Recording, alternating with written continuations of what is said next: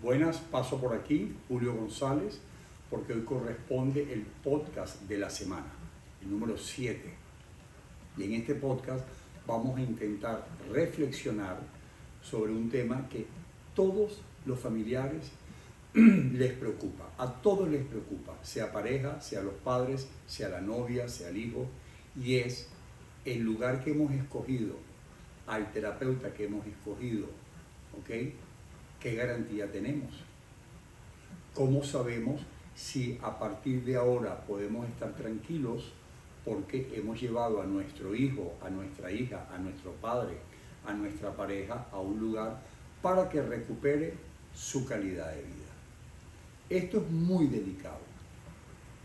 Y esto es muy delicado porque es normal que la familia que tiene años de sufrimiento, años de desesperación, de intentar de mil maneras ayudar a ese ser querido, ve que no solo no está ayudando, que el amor y las herramientas que utiliza la familia no solo no está ayudando, sino que ese ser querido está empeorando.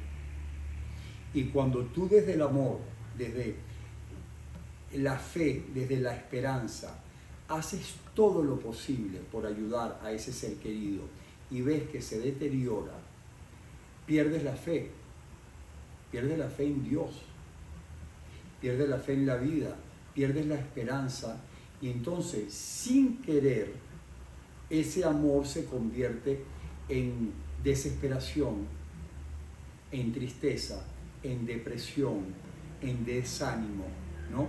En no quiero saber más de esto, en le cierro la puerta, que se vaya a otro país, que se vaya de la casa, que se vaya con tal persona.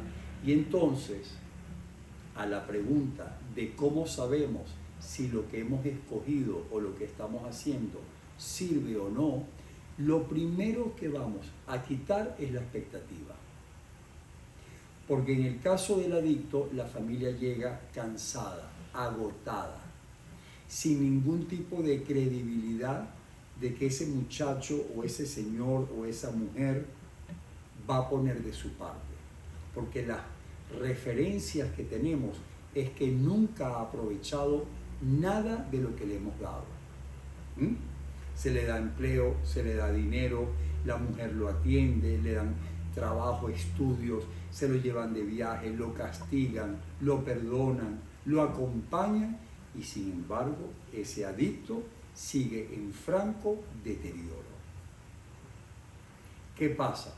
Que cuando por fin le dicen a la madre o al padre o al hermano, hay un señor o hay una doctora o hay un gurú o hay un monje o hay una medicación allá en el Himalaya, aquí en el norte, que es mágica, la familia se llena de esperanza. Y esto no funciona así. La ciencia que se encarga de estudiar el cerebro adicto no trabaja con la esperanza, no trabaja con la fe, no se esconde en la religión, se basa en la evidencia. ¿Y cuál es la evidencia? Sentarse uno a estudiar ese caso. Entonces, vamos a llevar a mi hijo o a mi hija a un centro, lo primero que vamos a hacer es estudiar qué nos están trayendo aquí. ¿Es adicto? ¿Tiene alguna patología dual? ¿Esta persona ha tenido traumas en su vida? ¿Esta persona tiene algún tipo de impedimento? ¿Tiene algún tipo de limitación psicológica? ¿Tiene una carga genética extrema que le ha llevado a una tolerancia en el consumo desde muy joven? ¿Qué hay detrás de este ser humano? Y cuando digo que es sumamente difícil ofrecerle o prometerle a un familiar la cura o la sanación de ese adicto, es porque para investigar esa historia necesitas mucho tiempo. No es verdad, porque no es ético que ningún psicólogo, psiquiatra, coach, experto en adicciones pueda en una entrevista, en 2 entrevistas, en 3 entrevistas, en 15 días o en 30 días o en 60 días decirte un diagnóstico de ese ser querido. Presten atención todos los familiares que nos están siguiendo hoy, para tú saber cómo está ese ser querido. Es mucho lo que tú tienes que investigar. Si buscamos un símil, es como el cáncer. Si tú observas el cáncer, tú vas haciendo exámenes que comienza desde el examen de sangre, tomografía, para tú de contar, ¿no? Y resulta que de pronto te pronuncias equivocadamente, anticipadamente, y dices, usted tiene un tumor, usted tiene, por ejemplo, un linfoma. Usted tiene un linfoma. Y puede ser, porque no es culpa del médico, que de pronto en otros exámenes te aparezca que tiene células cancerígenas en la vértebra, en la columna vertebral, escondidas allá en algún lugar remoto del cerebro que no se había detectado. ¿Quién es culpable? Nadie. ¿Quién es culpable? Nadie. Y de pronto extirpas un tumor y celebras que se ha recuperado ese paciente, le dan el alta, lo invitan a venir para una observación, para un mantenimiento, y a los 15 días te presenta una metástasis, el cáncer se regó por todo el cuerpo y te dicen, le queda un mes de vida. ¿Cómo se siente la familia? Quiere una segunda opinión, nos engañaron, no era el mejor médico, en manos de Dios, y te quedas en shock. En el caso de la adicción, escuchen esto para que no cometamos errores. La angustia de la familia, el miedo de una madre, el pánico de un padre, de un hermano, de una novia, de una madre con el hijo con la madre, de los abuelos, es que ese hijo se te pueda morir en una noche de drogas. Vamos a ponerlo sobre la mesa. En una sobredosis, en un accidente de carro. Que en una noche de prostitución te regrese a casa con una HIV, por ejemplo, que se enferme, que lo pare la policía porque cometió un accidente y pase 20 años preso. Ese es el miedo de la familia. ¿Y en qué se convierte el miedo, la angustia del familiar de un adicto? En prisas. En prisas. Y si ese centro te queda cerca y económicamente te es viable y te dieron buenas referencias del terapeuta o del director, tú le pones el pensamiento mágico, como se dice en psicología. Las ganas tuyas de que ese sea el lugar. Así como todos decíamos en los años 80, si hablas de cáncer, vámonos para Houston. ¿Te acuerdas? Vámonos para Houston, que es lo mejor que hay. Y si es estética, Pitangui, vámonos todos para Brasil. Y así andábamos por la vida. No, y los temas del corazón en Cuba. Cuba es lo mejor que hay, lo cual es verdad. Pero eso no es una garantía. Y de las enfermedades que yo utilizo como símil para comparar, hay una diferencia con la adicción. Que lo que hemos mencionado hasta ahora son enfermedades que se tratan desde el punto de vista físico, orgánico. El mundo del cerebro no funciona con las ciencias exactas. El cerebro no es 2 y 2 son 4, porque tiene una parte que tiene que ver con el razonamiento, con el pensamiento, con lo cognitivo, pero ese mismo cerebro tiene otras áreas que tienen que ver con las emociones, con los instintos, con los miedos, con los traumas. Y tienes que compaginar a la hora de diagnosticar cómo ha vivido físicamente y cómo ha sido su historia emocional. Si tú vas a tratar a un diabético, no te preocupa mucho su vida personal. Si tú vas a operar a alguien de una apendicitis, de un riñón, de una rodilla que se ha fracturado, el médico no tiene mucho que investigar en su historia personal. Cuando usted va a diagnosticar a un adicto a sustancias legales o ilegales o a conductas compulsivas adictivas, como por ejemplo ludopatía, pornografía, redes sociales, trabajo, desorden alimenticio, tenemos que llegar tan lejos como sea necesario para ver todos los factores que se han conjugado para que esa persona se refugie, se acerque, se evada, se autodestruya a través de esas herramientas llamadas drogas. Estoy hablando inclusive alcohol y pastillas recetadas. Vamos a acabar con esto de que la droga es la piedra, la cocaína. No. Incluido el alcohol y las pastillas recetadas. Entonces, ¿por qué no se puede garantizar un tratamiento? Entre otras cosas, como decimos en todas las terapias, porque son enfermedades, como digo yo, del alma. Es una enfermedad del alma. ¿Y por qué es del alma? Porque tiene que ver con ese ser humano, cómo ha percibido la vida, cómo interpretó su vida, lo que le ha pasado, cómo lo ha interpretado, sea un abandono familiar, la muerte de un ser querido, la falta de comunicación en el hogar, la falta de honestidad y autenticidad en el hogar.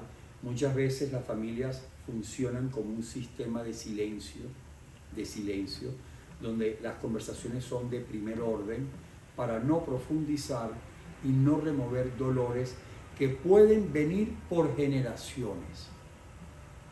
Tú sabes que la historia de un abuelo en la guerra, el Holocausto, la Guerra Civil Española, Irak, Ucrania, esas historias de dolor se evitan en el comedor del hogar porque pensamos que así le evitamos más dolor a la familia. Y los jóvenes van de generación en generación cargando con traumas, con soledad, con tristezas, abandonos, pérdidas, rechazos, juicios y críticas que ni siquiera entienden de dónde vienen.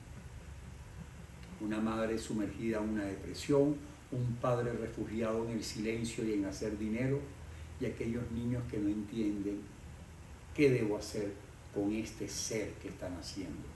Copio a mi padre, hago lo que me dice, dejo y renuncio a ese ser puro, prístino, para convertirme como hembra en lo que mi madre no pudo ser y quiere que yo lo haga. Me convierto en prolongación de mis padres, puedo manifestar expresión, puedo manifestar autenticidad, puedo manifestar identidad. Tengo que anularla, tengo que esconderla. Soy una persona digna de vergüenza, soy lo que mis padres esperaban. En la mirada de mis padres veo orgullo, veo descontento, veo de mis hijos, este no es lo que yo esperaba. Eso se percibe en una mirada. Entonces, esa persona que traes al consultorio, que traes a una entrevista, no cree en sí misma. Aprendió a rebelarse, aprendió a defenderse con la violencia, la agresividad, la apatía, ensimismado, aislado, ¿no? Boicoteando el sistema familiar, destruyéndose sin querer día a día. ¿Y de qué vas a hablar con él? ¿De qué vas a hablar en esa entrevista? ¿Cómo le vas a entrar a ese hijo, a esa hija, a esa esposa que tiene 25 años conviviendo con un alcohólico, sufriendo el abuso, la indiferencia, el maltrato, la irresponsabilidad, el chantaje, la humillación por parte de qué vas a hablar en esa entrevista? Y hoy en día te dicen, los expertos que para eso están, te dicen que cuando se sientan en un consultorio de un psiquiatra, no han pasado 25 minutos y usted está medicado. ¿Medicado para qué? Llegas a un centro de adicciones, mal llamados detox, es decir, la primera fase, que sin las demás no vas a ningún lado. No han pasado media hora cuando te dicen usted es adicto, ingrésese, pague y para adentro. ¿Pague y para adentro quién? ¿Cuál de todos los que estuvo sentado contigo? ¿El que la noche anterior había consumido? ¿El que la familia dice pago lo que sea con tal de que se vaya de la casa? ¿El que dice me ingreso con tal de no volver a ver a mi familia? ¿Me ingreso para que no me quiten mi herencia? ¿Para que no me quiten el carro? ¿Para que la mujer no me quite los hijos? ¿Cuál es la motivación de ese ser que va a ingresar en la institución? ¿Ustedes creen que en un día eso se sabe? ¿Acaso algún adicto en el planeta se le ha puesto el título de adicto en una conversación de 1 hora? A cuidarnos de la ética profesional, a cuidarnos, porque está muy de moda el diagnóstico. Proliferan las etiquetas, proliferan los títulos, porque vas al libro, te pones a leer y según las conductas, véngale, este es esto y este es este. Este es adicto. ¿Qué significa ser adicto? ¿Por qué consume esa persona? ¿Por qué en ciertas poblaciones donde hay delincuencia, donde hay violencia, donde hay incesto, donde hay maltrato, de pronto no te sale un adicto? ¿Y por qué donde aparentemente lo hay todo, dinero, comodidad, estudios, clubes privados, idiomas, comodidades, te salen 3 adictos en el hogar? ¿Qué está pasando ahí? Y aquel profesional del área que se haya especializado en adicciones y sea capaz de pronunciarse, usted es adicto, ingrésese, con la excusa de que está en alto riesgo afuera en la calle, cuidado. Hay que evaluar ese día, los próximos días, inclusive ofrecerle a la familia, y me lo estoy viendo, que a los 30 días, cuando ese organismo ya no tiene químicos dentro del cuerpo, cuando ya está desintoxicado y lo sigues evaluando, de pronto tienes que llamar a la familia y decirle, este no es un lugar para él. Están apareciendo conductas, rasgos de personalidad, inclusive situaciones físicas, un problema de riñón, una convulsión, un deterioro de aquí, problemas cardíacos, que no nos permiten tener a este paciente aquí, donde este programa no es apto para esta persona. ¿Qué pasa si tú ingresas a un adicto porque consume drogas y descubres que hay rasgos de personalidad psicópatas, sociópatas, antisociales, con fobia social, tantas posibilidades? ¿Qué va a hacer ese terapeuta que sabe de adicción cuando le pones un perfil tan complejo? ¿Ofrecerle qué a la familia? Yo te lo voy a sacar de la droga y te entrego a un paciente funcional, lavado y planchado, como digo en plan simpático. Borra y tacha esa posibilidad, porque es una inmensa irresponsabilidad. No se puede prometer en una enfermedad del cerebro, como decía Freud, en ese continente aún por descubrir, es un continente que todavía no hemos descubierto, el cerebro. ¿Qué le vas a ofrecer? Es una inmensa irresponsabilidad pronunciarte. Entonces, fíjense bien, porque no estamos buscando culpables, irresponsables, no, estamos buscando cómo conciliar las prisas, el miedo, el dolor, la desesperación de la familia con un equipo que tiene que tener la prudencia, la sabiduría, el equipo multidisciplinario desde la psicología, la psiquiatría, el médico tradicional, para que ese organismo esté como tiene que estar, para prepararnos a saber si este ser humano está apto para el programa que tú estás ofreciendo.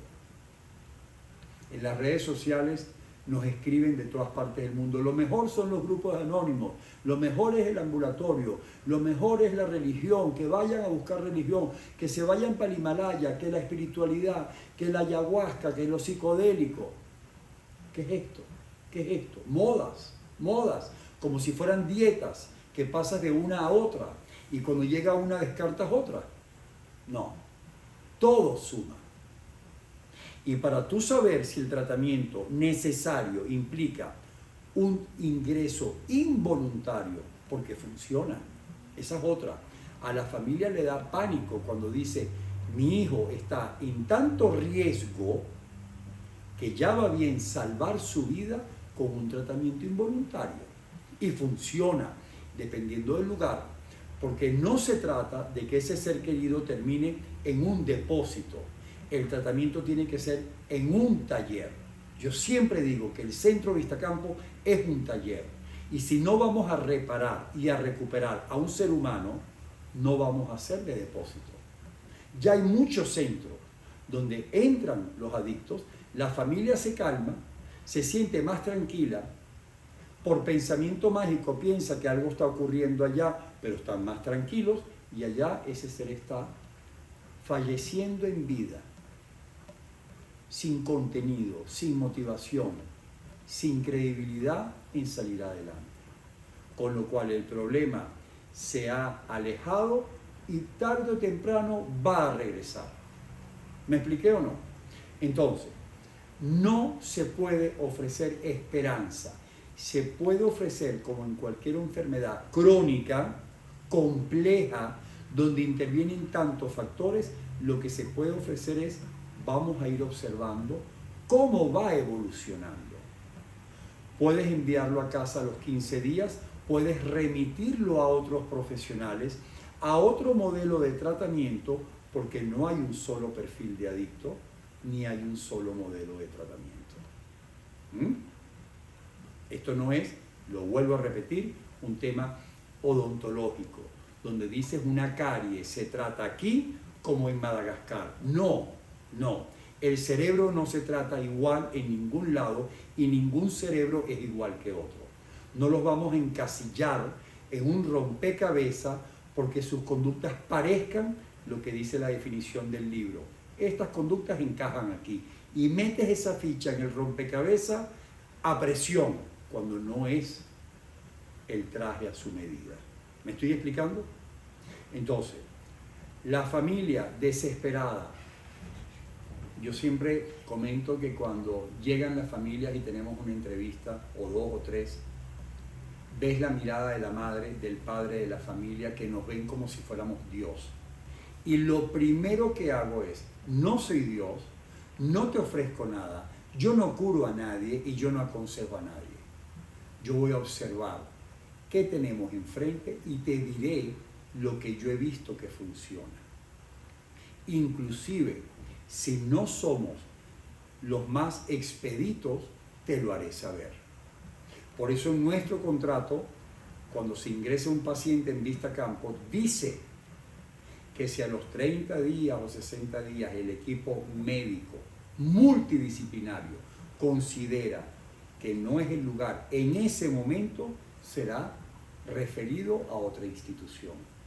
Porque, por ejemplo, si presenta un problema cardíaco, una vez que tú has suprimido la droga o tiene un delirium tremens que supera nuestra asistencia, porque va a estar ahí, es hora de entrar en un lugar donde te presten los servicios para él y probablemente vuelva más adelante. De hecho, nosotros trabajamos en alianza con centros involuntarios, con clínicas privadas, porque si hay un problema, por ejemplo, del corazón, se tiene que atender en ese lugar. Un terapeuta de adicciones nada tiene que hacer y no se puede pronunciar con cirrosis, con hepatitis, con HIV, con problemas del corazón, etcétera, etcétera, etcétera. Entonces, evaluación, evaluación y evaluación. Aunque tengamos que hacer un trabajo para frenar a la familia, dándoles un soporte y haciéndoles ver la verdad. El cerebro requiere lecturas multidisciplinarias, hay que observar los momentos del día, cómo reacciona durante el detox, cuando se le va a suprimir la droga, cuando tiene que interactuar con otros compañeros en el grupo, cuando tiene que participar en una terapia, qué niveles de vergüenza siente, qué tan ensimismado está, qué tan dispuesto está a abrirse, a vivir y a sufrir una catarsis, cómo le vas a entrar, qué papel hace la naturaleza, hasta dónde funciona la meditación, la yoga, el ejercicio, el trabajar con pares, la entrevista individual, qué va surgiendo con las analíticas que se le hacen semana a semana, con qué nos sorprende su organismo, qué conductas salen que no esperabas, qué verdades te cuenta, qué traumas te comparte, tal vez al final del tratamiento, de lo cual nunca había hablado. ¿Qué pasa cuando de repente alguien que aparentemente por 30, 60, 90 días evolucionaba bien y de pronto una película terapéutica despierta algo que estaba bloqueado, que estaba ya escondido en la sombra, y de repente surge una catarsis como nos ocurre semana a semana? O el que de pronto,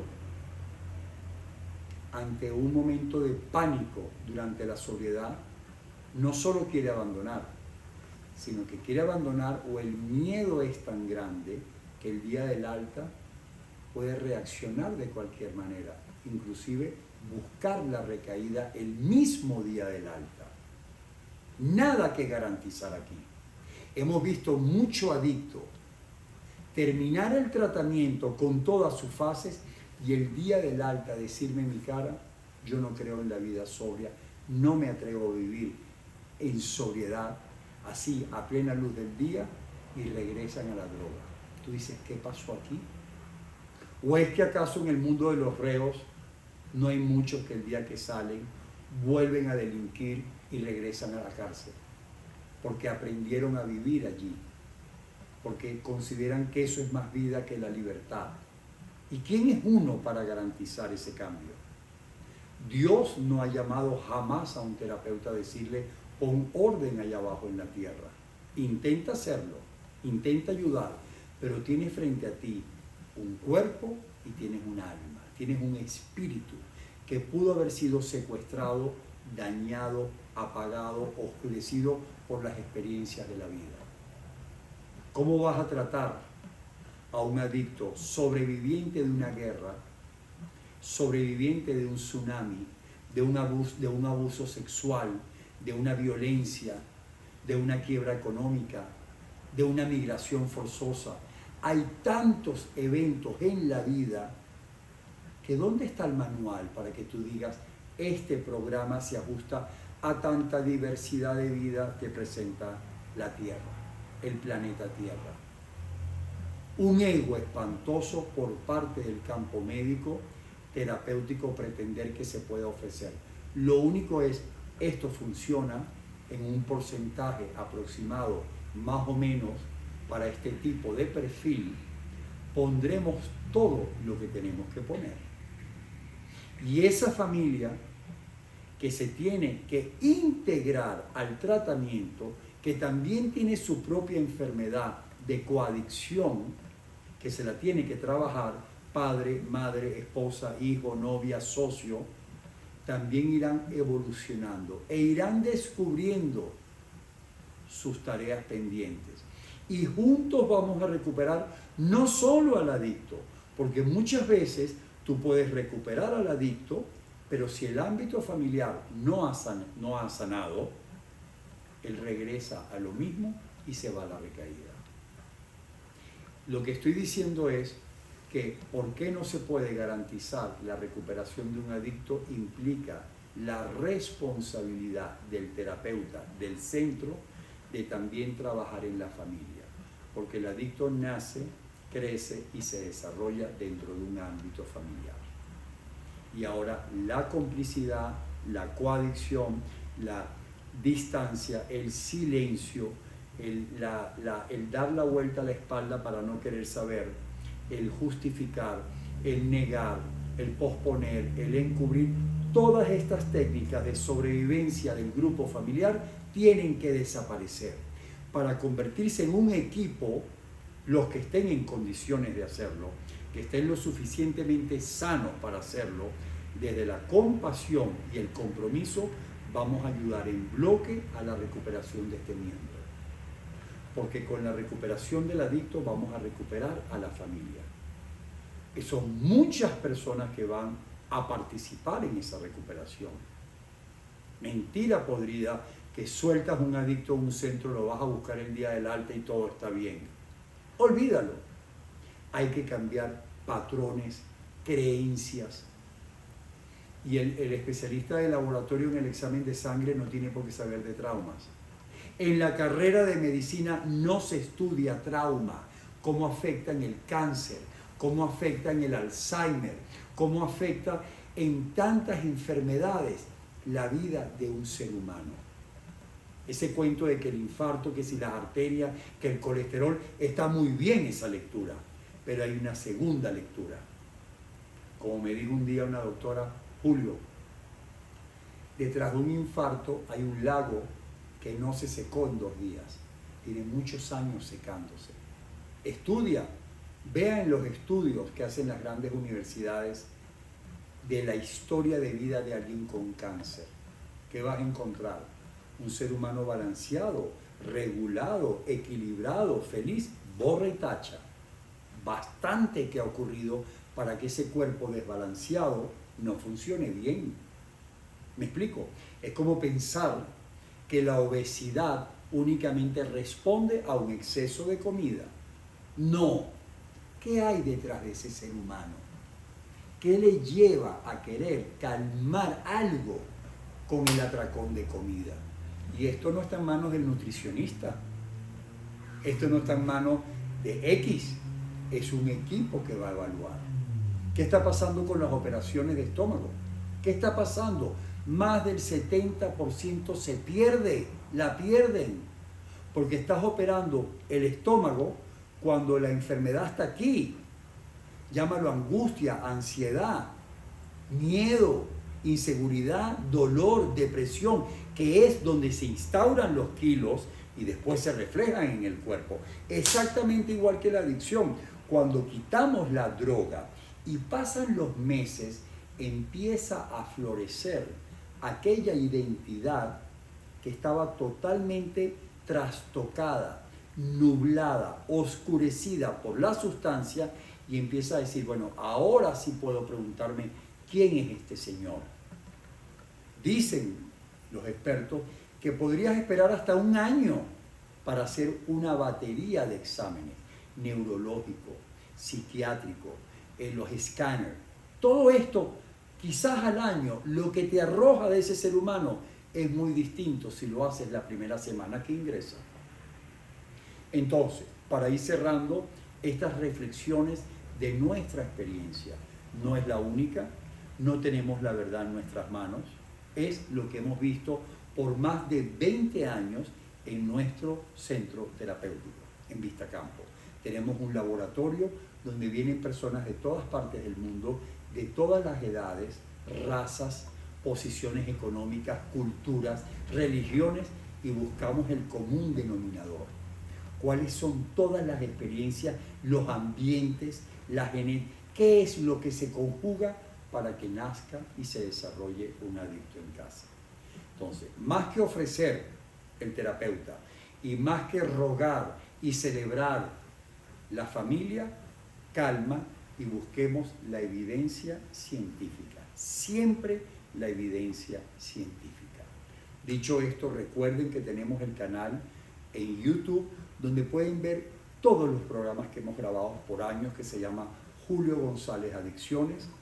Pueden buscar el Centro Vistacampo, nos pueden llamar, pedirnos consulta, sencillamente consultar si están preocupados por un ser querido, cuál es la mejor manera de acercarlo a un tratamiento que funcione sin ningún tipo de promesas. Ha sido un placer, sigamos trabajando para ayudar en el campo de las adicciones y les recuerdo, cada lunes tendremos un podcast que pretende contribuir, nutrir el campo tan reciente y desconocido de las adicciones.